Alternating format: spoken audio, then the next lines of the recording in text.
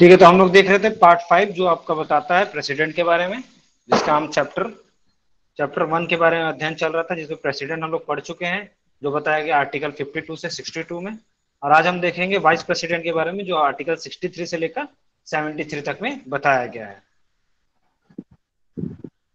ठीक है, तो 63 क्या कहता है कि भारत का एक राष्ट्रपति होगा,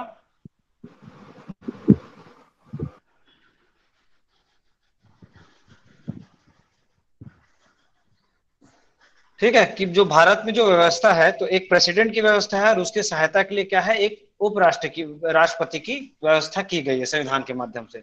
तो 63 में केवल एक ही बात लिखी कि भारत का एक उपराष्ट्रपति होगा।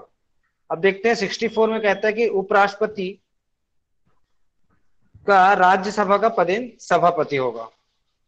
ठीक है, तो जो उपराष्ट्रपति होगा उसको जो दायित्व दिया गया है कि जो आपका प्रेसिडेंट है वो तो सारे सारी सभी चीजों का अध्यक्ष होगा, लेकिन जो आपका वाइस प्रेसिडेंट है, ठीक है, वो आपका क्या रहेगा, जो राज्यसभा है उसका एक्स ऑफिशियो रहेगा, कि वहां का वो सभापति कहलाएगा, एक्स ऑफिशियो होगा।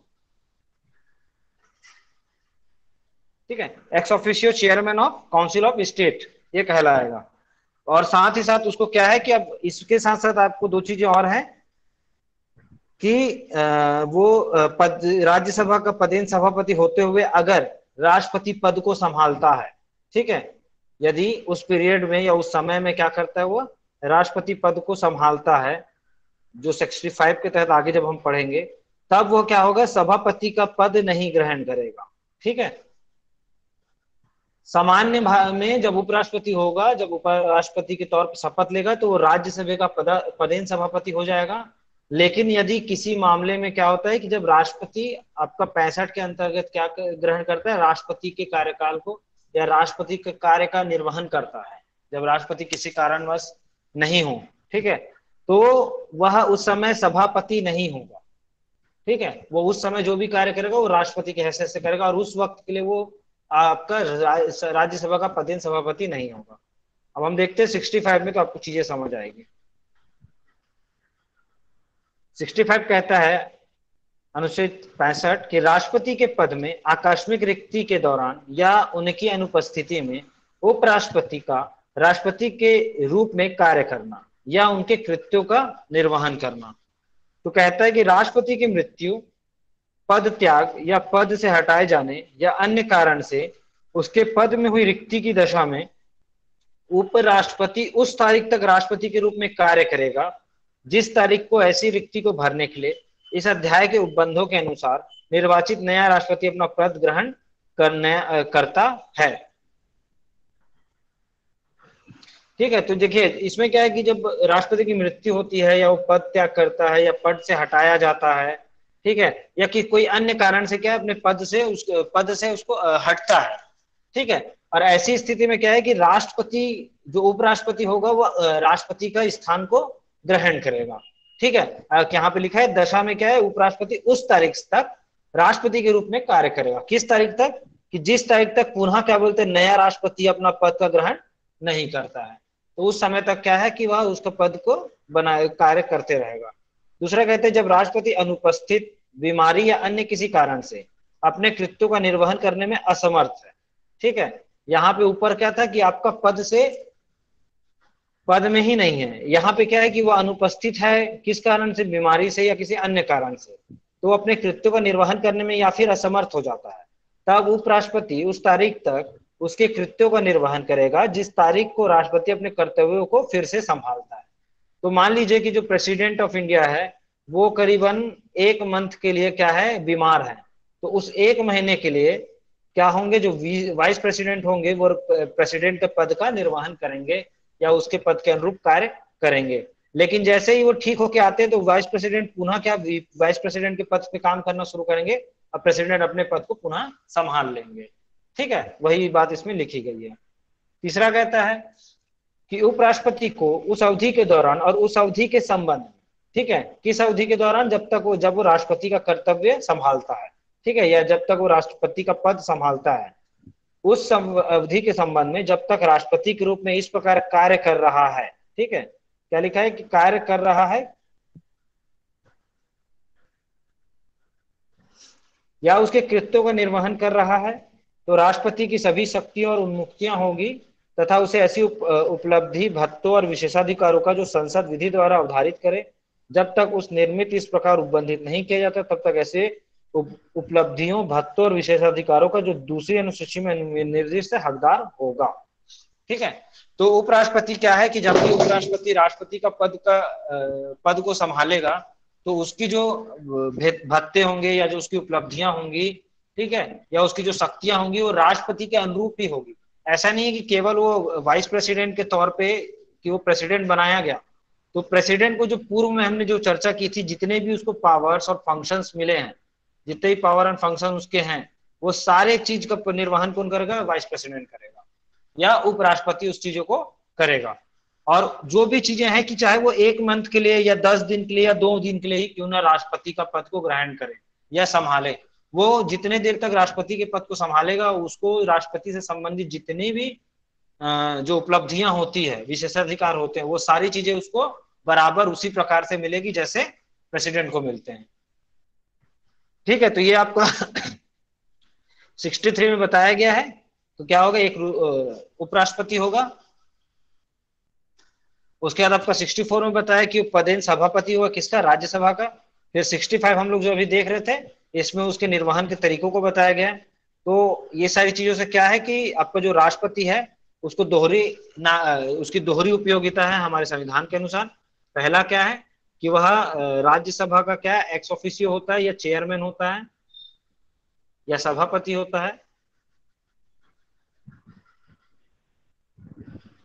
ठीक है। साथ ही साथ क्या है कि जब भी प्रेसिडेंट ऑफ इंडिया नहीं होते हैं, तो उसके क्या करता है, उसकी अनुपस्थिति में, उसके अब्सेंट, जब वो अब्सेंट होते हैं तब क्या होता है, वह उनका कार्य को संभालता है।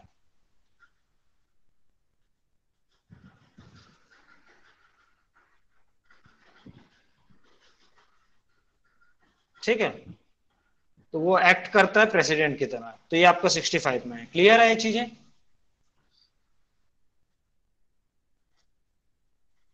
अब हम देखते हैं 66 जो बोलता है राष्ट्रपति का निर्वाचन। तो भाई जब निर्वाचन की बात है, तो यह भी निर्वाचन कैसे होगा? जैसा आपका प्रेसिडेंट ऑफ इंडिया का होता है उसी प्रकार से होगा, इसमें कोई चेंजेस नहीं है। ठीक है। उपराष्ट्रपति का निर्वाचन क्या होगा कि संसद के दोनों सदनों के सदस्यों से मिलकर बनने वाले निर्वाचन गण के सदस्यों के द्वारा होगी। तो यहाँ पे क्या है, जो संसद है आपका पार्लियामेंट, उसके दो सदन कौन से हैं? एक लोकसभा है और एक है आपका राज्यसभा। तो इन दोनों से मिलकर बनने वाली क्या है, निर्वाचन गण के सदस्यों के से मिलकर क्या बनेगा, ये आपका निर्वाचन इसका किया जाएगा। कैसे किया जाएगा? अनुपातिक पद्धति से, प्रतिनिधि पद्धति के माध्यम से। और उसमें क्या होगा, आपका एकल संक्रमणीय मत द्वारा होगा। ठीक है। और ऐसे निर्वाचन में मतदान क्या होगा, गुप्त माना जाएगा। अब इसमें आपको एक बात यहाँ पे याद रखनी है, ठीक है, कि पूर्व में जो प्रेसिडेंट ऑफ इंडिया के लिए क्या था कि राज्यों के उनका भी लिया जाता है ना, राज्यों की विधानसभाओं के सदस्यों का भी मतदान इसमें होता है प्रेसिडेंट के लिए। लेकिन उपराष्ट्रपति में क्या है कि राज्य के जो विधानमंडल है, के विधान सभा है, ठीक है, उनके सदस्य इसमें भाग नहीं लेते हैं। अब वो क्यों नहीं लेते हैं? क्योंकि राज्यसभा के जो राज्य विधानसभा के जो सदस्य होते हैं वो किसमें जाते हैं, आपका राज्यसभा में जाते हैं। और जो आपका सभापति, जो वाइस प्रेसिडेंट होता है, वो क्या होता है, राज्यसभा का चेयरमैन होता है या फिर क्या होता है, सभापति होता है। तो यह क्या है, एक प्रतिकूल प्रभाव डालने वाला होता है। इस वजह से इसको क्या बोलते हैं, इनको भाग लेने नहीं दिया जाता है। ठीक है। दूसरा कहता है कि उपराष्ट्रपति संसद के किसी सदन या किसी राज्य के विधानमंडल के किसी सदन का सदस्य नहीं होगा। यदि संसद के किसी सदन के या किसी राज्य के विधानमंडल के किसी सदन का या कोई सदस्य उप राष्ट्रपति निर्वाचित हो जाता है, तो यह समझा जाएगा कि उसने उस सदन से अपना स्थान उपराष्ट्रपति के रूप में अपने पद ग्रहण की तारीख से रिक्त कर दिया है। ठीक है। कि अगर आप उस उपराष्ट्रपति के तौर पे कोई व्यक्ति शामिल होना चाहता है, उसके पहले वो राज्यसभा में कहीं सदस्य है, लोकसभा में सदस्य है, तो यदि वह उपराष्ट्रपति बन जाता है तो स्वतः ही क्या होगा, वह उस पद को त्याग कर दिया माना जाएगा। अब जो भी राष्ट्रपति होगा वो क्या होगा, जैसे प्रेसिडेंट के तौर पे था कि भारत का नागरिक होना चाहिए, 35 वर्ष की आयु पूरी कर लेनी चाहिए, उसको 35 प्लस होना चाहिए, राज्यसभा का निर्वाचित होने की अर्हता उसमें होनी चाहिए। फिर आपका कोई व्यक्ति जो भारत सरकार के किसी, अब इसमें एक चीज और याद रखिएगा कि पूर्व में मैंने बताया था आपका प्रेसिडेंट के लिए कितना था, 50+50 था। क्या 50+50 था? 50 के प्रस्तावक होते थे और 50 उसके अनुमोदक होते थे।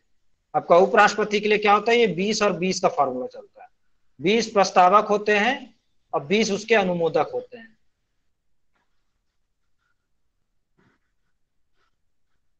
ठीक है।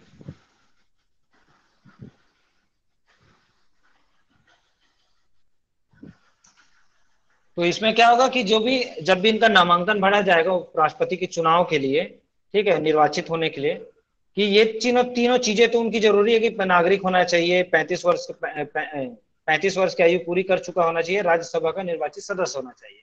साथ ही साथ आगे जब देखेंगे तो क्या है कि कोई व्यक्ति जो भारत सरकार के किसी राज्य की सरकार के अधीन अथवा उक्त सरकारों में से किसी के नियंत्रण में, किसी स्थानीय अथवा अन्य प्राधिकारी के अधीन कोई लाभ का पद धारण करता है तो उपराष्ट्रपति निर्वाचित होने का पात्र नहीं होगा। कि उसको क्या है कि आपका कोई लाभ का पद नहीं धारण, वह केंद्र सरकार अथवा राज्य सरकार अथवा किसी भी स्थानीय प्राधिकरण या किसी अन्य सार्वजनिक प्राधिकरण के अंदर किसी भी लाभ के पद पर नहीं होगा। ठीक है, तब वो राष्ट्रपति के पद को धारण कर सकता है। स्पष्टीकरण कहता है कि इस अनुच्छेद के प्रयोजन के लिए कोई व्यक्ति केवल इस कारण कोई लाभ का पद धारण करने वाला नहीं समझा जाएगा कि वह संघ का राष्ट्रपति या उपराष्ट्रपति या किसी राज्य का राज्यपाल है, तो संघ अथवा किसी राज्य का राज्य मंत्री है। तो यदि वो देखे क्या है कि अगर वो राष्ट्रपति के पद पर है, उपराष्ट्रपति के है या किसी के राज्यपाल के तौर पर है, तो उसको क्या बोलेगा, ऑफिस ऑफ प्रॉफिट के तहत इसको नहीं गिना जाएगा या लाभ का पद इसको नहीं माना जाएगा, ये कहता है।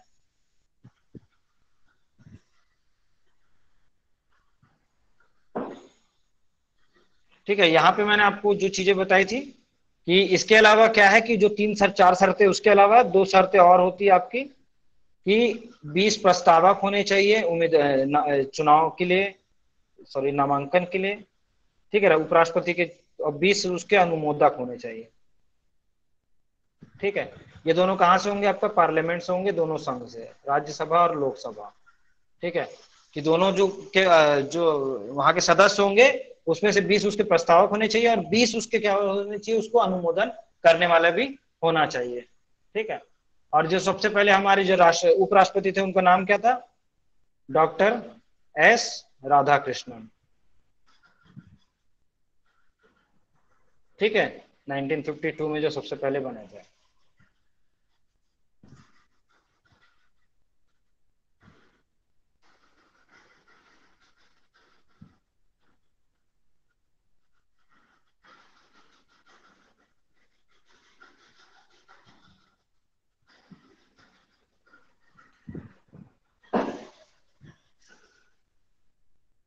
ठीक है, अब हम बात करते हैं 67 के तहत आपका उपराष्ट्रपति की पदावधि के बारे में। ठीक है, तो उपराष्ट्रपति का पद कितने साल के लिए होगा, 5 सालों के लिए होगा। कब से होगा, अपनी पद ग्रहण की तारीख से 5 वर्षों की अवधि तक धारण करेगा। ठीक है, परंतु क्या है कि उपराष्ट्रपति राष्ट्रपति को संबोधित करके अपना हस्ताक्षर सहित लेख द्वारा अपना पद त्याग कर सकता है। 5 साल तक के लिए उसकी उम्मीदवारी है, लेकिन यदि उसको क्या है, अपना वो चाहिए, उसको अपना क्या करना है, उसको छोड़ना है। ठीक है, तो कैसे कर सकता है, राष्ट्रपति को क्या करेगा, संबोधित करते हुए वो हस्ताक्षरित लेख द्वारा, मतलब एक तो पहली बात वो रिटर्न होना चाहिए और दूसरा उसमें क्या होगा कि उसमें आपका साइन उनका होना चाहिए। ठीक है, अपने पद का त्याग करेगा। उपराष्ट्रपति राज्यसभा के ऐसे संकल्पों द्वारा अपने पद से हटाया जा सकेगा जिसे राज्यसभा के तत्कालीन समस्त सदस्यों के बहुमत से पारित किया है। तो इनको कैसे हटाया जा सकता है, राज्यसभा के समस्त सदस्यों के बहुमत से उसको हटाया जा सकता है।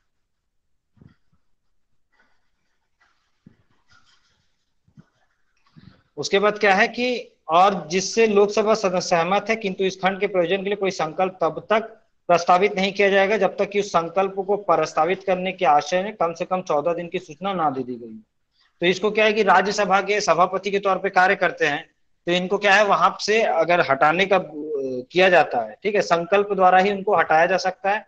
और इसके लिए क्या है कि 14 दिन पहले उनको सूचना देनी होगी। वह कहते हैं कि उपराष्ट्रपति अपनी पद की अवधि समाप्त हो जाने पर जब तक पद धारण करता है तब तक उसका उत्तराधिकारी अपना पद धारण, अपना अपना पद ग्रहण नहीं कर लेता।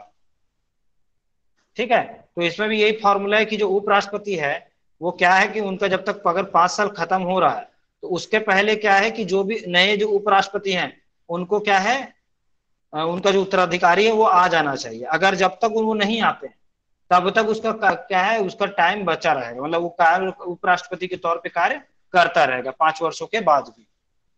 ठीक है। तो 5 वर्ष के पहले ही क्या है उनका जो पुनः उसको क्या किया जाएगा, भर्ती कर लिया जाएगा या उसका चुनाव कर लिया जाएगा।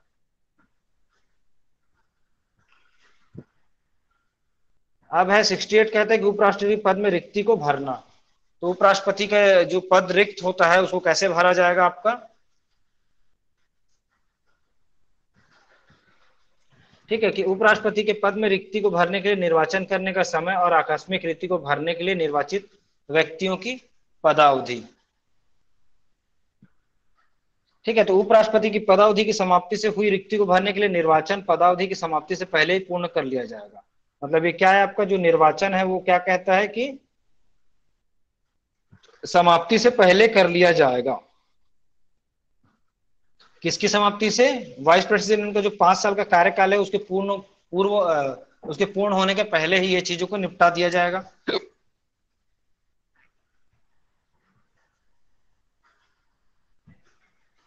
ठीक है, फिर अगर मान लो इसमें 68 के तहत है कि अगर राष्ट्रपति के उपराष्ट्रपति की मृत्यु हो जाती है या पद त्याग कर हो जाता है या उसको पद से हटा दिया जाता है या किसी अन्य कारण से क्या है वो अपने पद उसके को रिक्त कर देता है, तो उनको भरने के लिए क्या उनके जो निर्वाचन और रीति होने के पश्चात यथाशीघ्र किया जाएगा। और रिक्ति को भरने के लिए निर्वाचित व्यक्ति अनुच्छेद जो 67 के तहत हमने जो पढ़ा कि वो बंधों के अधीन रहते हुए अपने पद की ग्रहण तारीख से 5 वर्ष तक को अवधि पूरा करेगा। तो ये 67 के अंदर रहते हुए फिर से 5 साल तक के लिए फिर से बन सकता है। ठीक है, फिर हम देखते हैं 69 कहता है कि उपराष्ट्रपति का शपथ।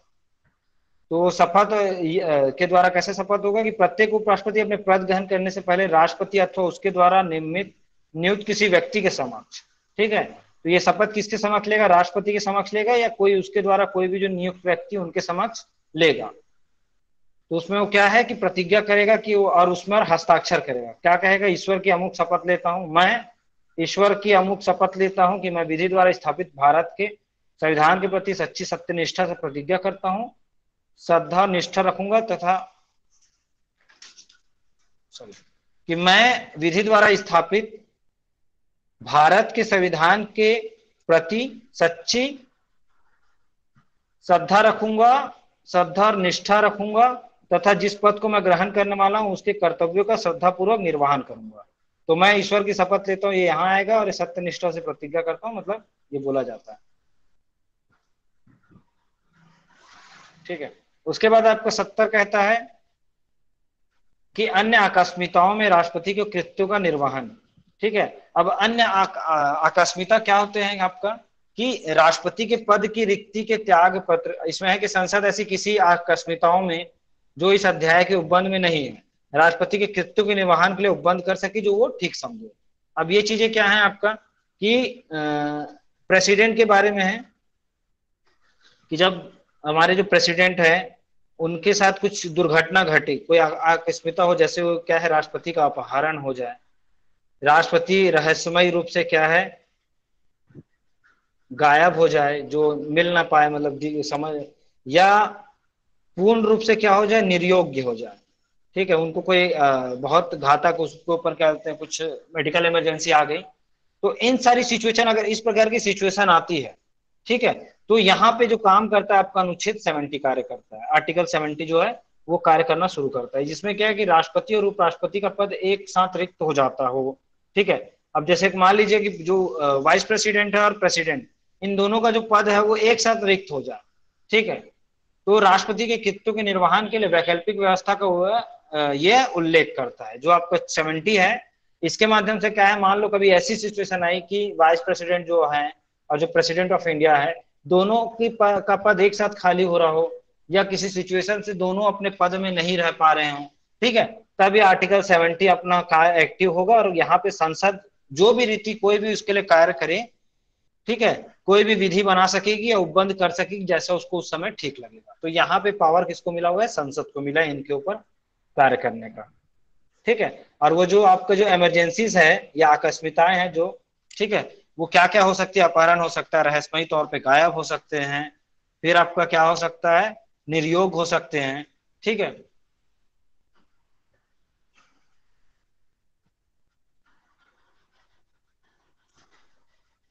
अब है आपका 71 जो कहता है कि राष्ट्रपति और उपराष्ट्रपति के निर्वाचन संबंधी विषयों के बारे में। ठीक है, तो 71 कहता है कि राष्ट्रपति या उपराष्ट्रपति के निर्वाचन से संबंधित जो विषय है, तो उसमें पहला है कि राष्ट्रपति आपका या उपराष्ट्रपति के निर्वाचन से उत्पन्न या संयुक्त सभी शंकाओं और विवादों की जांच और विनिश्चय उच्चतम न्यायालय द्वारा किया जाएगा और उसका विनिश्चय अंतिम होगा। तो मान लीजिए जो प्रेसिडेंट है, प्रेसिडेंट प्लस जो वाइस प्रेसिडेंट है, इनके जो निर्वाचन की जो रीतियां हैं या इनका जो इलेक्शन मेथड है, ठीक है, जो इनका इलेक्शन के संबंधित जो भी कोई भी क्या बोलते हैं आपका मैटर उठता है या डिस्प्यूट अराइज होता है, ठीक है, मतलब कोई भी जो विवाद उत्पन्न होता है तो उसकी जांच करना और उसका विनिश्चय करना। ठीक है, जांच करना मतलब जो उसकी इंक्वायरी करना और उसका क्या है उस पर निर्णय देना। किसका काम रहेगा? ये सुप्रीम कोर्ट ऑफ इंडिया का काम होगा या उच्चतम न्यायालय का काम होगा और उन्हीं का जो फैसला होगा वो अंतिम माना जाएगा इस मामलों में।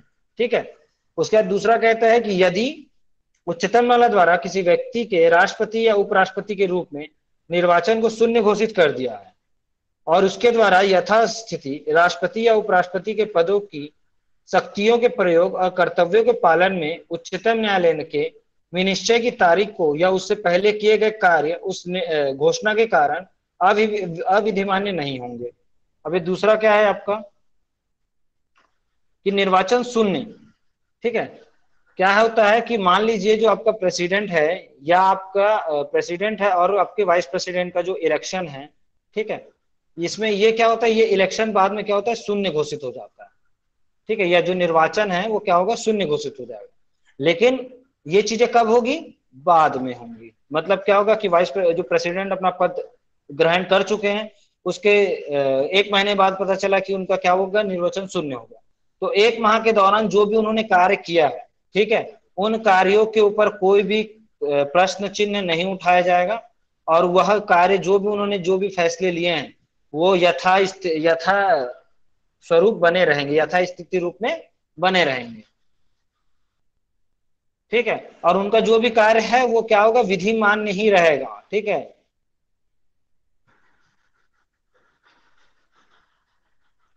ठीक है, या अविधि मान्य नहीं होंगे या इलीगल नहीं होंगे। अब ये तीसरा कहता है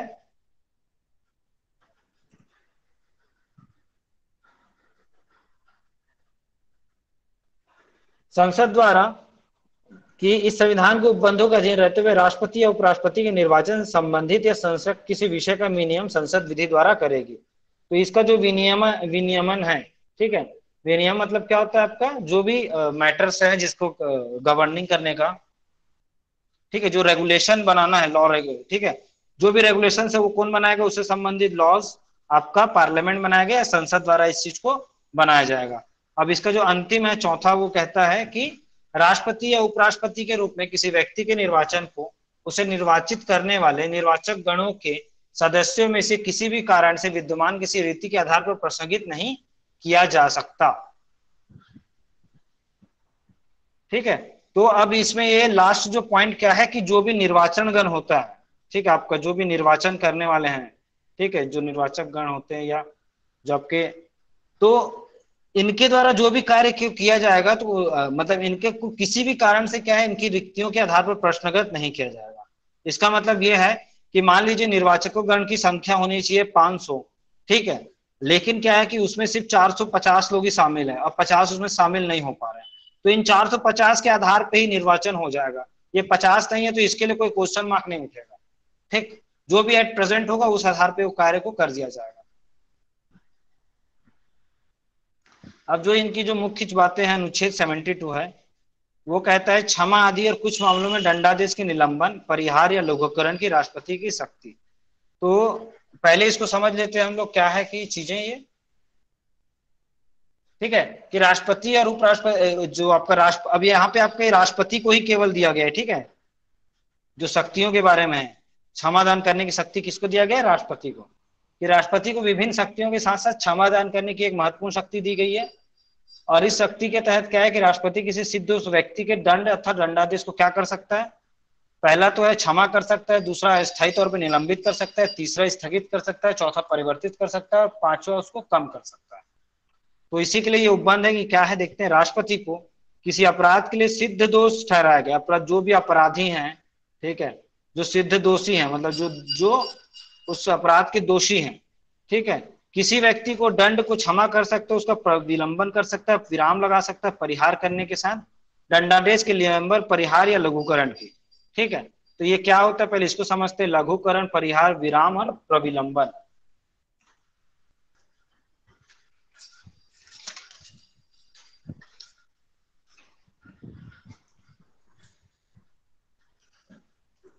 ठीक है, तो देखिए लघुकरण, जो आपका जो लघुकरण है उसको बोला जाता है एक के बदले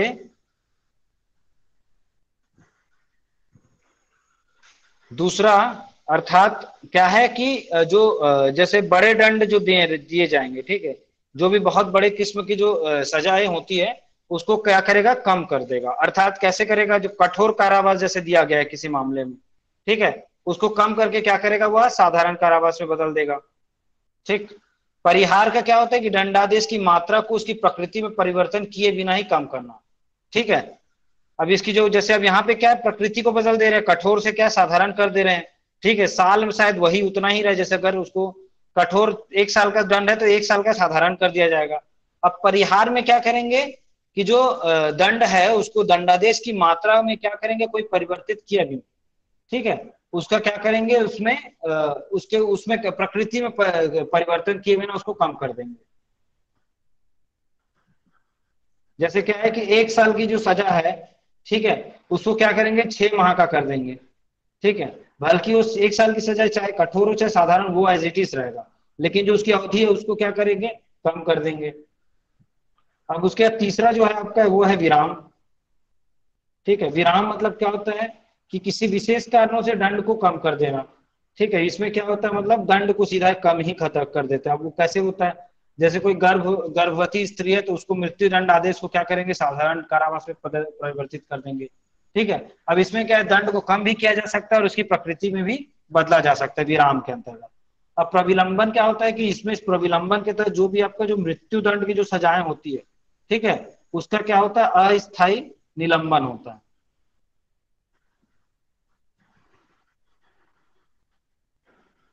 ठीक है, और ये कब होता है आपका, जब राष्ट्रपति को वो क्या करता है, आवेदन देता है। ठीक है, और इसी प्रकार आपका जैसे राष्ट्रपति को, तो हम आगे जब राज्यपाल पढ़ेंगे तो उसको आर्टिकल 161 के तहत यह सारी शक्तियां मिली हुई हैं। ठीक है, लेकिन उसको केवल यह क्या है, मृत्युदंड की सजा को कम करने की उसके पास शक्तियां नहीं है। चलो इसको देखते हैं हम लोग ऊपर।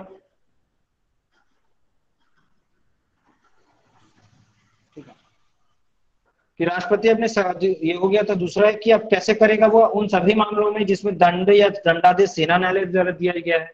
अब ये जो क्षमादान करने की शक्ति है, वह कौन कौन इस पे जा सकते हैं, उनकी शक्तियों को का प्रयोग कर सकते हैं, मतलब शक्तियों के लिए आवेदन कर सकते हैं। अर्थात उन सभी मामलों में जिसमें दंडादेश है, दंडादेश का कौन है, सेना न्यायालय द्वारा दिया गया है।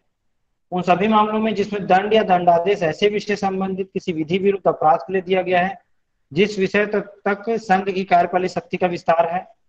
तीसरा है उन सभी मामलों में जिसमें दंडादेश मृत्यु दंडादेश से शक्ति होगी। ठीक है, खंड 2 कहता है कि खंड 1 के उपखंड क की कोई बात संघ के सशस्त्र बलों के किसी ऑफिसर सेना न्यायालय द्वारा पारित दंडादेश के निलंबन, परिहार या लघुकरण की विधि द्वारा पद शक्ति पर प्रभाव नहीं डालेगी। ठीक है, अखंड 1 के उपखंड के कोई बात तत्सम प्रवृत्ति किसी विधि के अधीन किए गए राज्य के राज्यपाल द्वारा प्रयुक्त मृत्यु दंडादेश के निलंबन, परिहार और लघुकरण की शक्ति पर प्रभाव नहीं डालेगी। ठीक है, तो इसमें क्या है आपका कि राष्ट्रपति को सभी प्रकार के मृत्यु दंडादेश के मामले में क्षमादान की शक्ति प्राप्त है, जबकि राज्यपाल को क्या है, मृत्यु दंड के दंडादेश के मामले में क्षमादान की शक्ति प्राप्त नहीं है। वहीं राष्ट्रपति को क्या है कि वो सेना न्यायालय जो कोर्ट मार्शल के दंडादेश के मामले में क्षमादान की शक्ति प्राप्त है और राज्यपाल को ऐसी शक्ति प्राप्त नहीं है।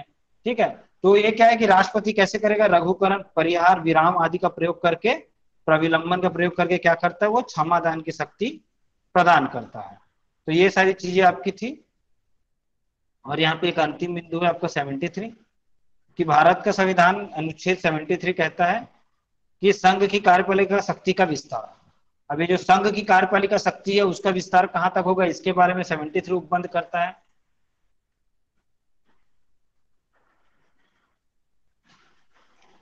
ठीक है। और जो क्षमादान जो शक्तियां हैं, हम अभी एक राष्ट्रपति की शक्तियों के तौर पे एक जो क्लास लेंगे उसमें वो सारी चीजों को अच्छे से और पढ़ेंगे, ठीक है।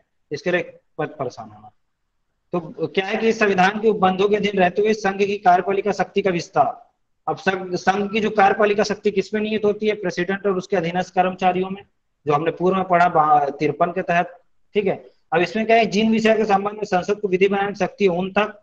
दूसरा है किसी संधि या करार के आधार पर भारत सरकार द्वारा प्रयुक्त अधिकारों प्राधिकार के प्रयोग तक होगा, ठीक है। अब इस शक्ति का प्रयोग कहां तक कर सकता है वो? कि जिन विषय के संबंध में संसद को विधि बनाने की शक्ति वहां तक हो सकता है, और किसी संधि या करार के आधार पर भारत सरकार द्वारा प्रयुक्त अधिकारों का या प्राधिकारों के प्रयोग तक इसका होगा।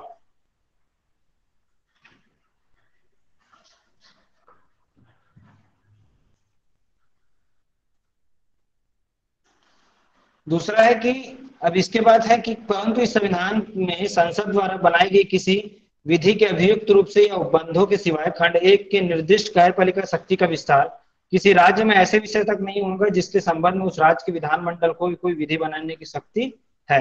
दूसरा कहता है जब तक संसद अन्यथा उपबंध ना करे तब तक अनुच्छेद में किसी बात के होते हुए भी कोई राज्य कोई अधिकारी या प्राधिकारी उन विषयों में जिनके संबंध में संसद को उस राज्य के किसी विधि बनाने की शक्ति और ऐसे कार्यपालिका शक्ति का या कृत्यों का प्रयोग कर सकेगा जिसका प्रयोग वह राज्य या उसका अधिकारी या प्राधिकारी उस संविधान के प्रारंभ से ठीक पहले कर सकता था। अब इसको देखते हैं कि क्या है ये चीजें आपकी।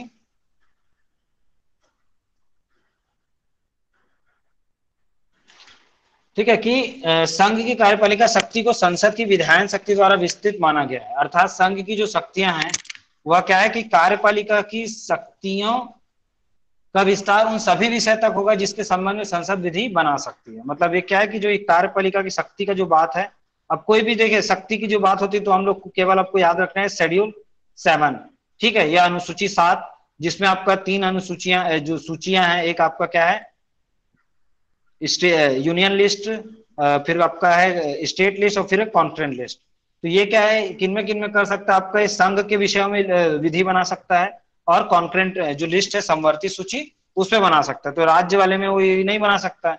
तो उसी के बारे में बताया कि जिन विषय के संबंध में संसद को विधि बनाने की शक्ति प्राप्त है, तो संसद को किस में प्राप्त है? यूनियन लिस्ट और कॉन्करेंट लिस्ट में। तो उनमें भी ये क्या है इनका विस्तार रहेगा। फिर किसी संधि के की बात चल रही है, ठीक है।